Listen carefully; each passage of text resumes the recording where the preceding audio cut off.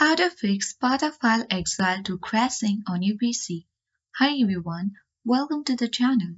This is Rose and without further ado, let's dive right into the video. The first step is to ensure there are no unnecessary background applications running on your device.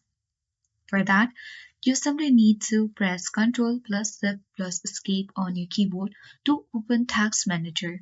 From here, identify any unnecessary background application and simply right-click on each one and select In Task to force close them. You need to make sure to close Steam by right-clicking on it in the Task Manager and selecting In Task as well. Step 2. Run Steam and the game as administrator. You will need to run both Steam and Path of Exile 2 as an administrator. For that, right-click on the Steam icon and choose Run as Administrator to grant it the necessary permissions. After that, launch Path of Exile 2 through the Steam but don't start the game immediately.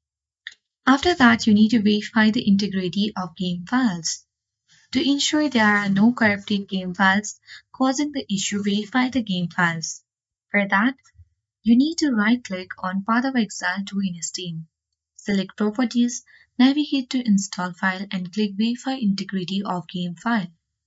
When the process completes, restart the game to check if the issue resolved or not. If the issue persists, ensure your operating system is updated to the latest version. For that, click on Start menu and go to Settings.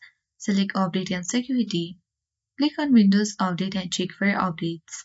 If any available updates, install them as outdated system file can cause crashing issues. The last step is simply update your graphic drivers.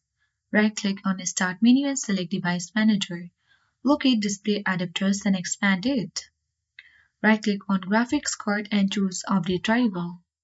Follow the prompts and update to the latest version. After that, your issue will be fixed and that's it.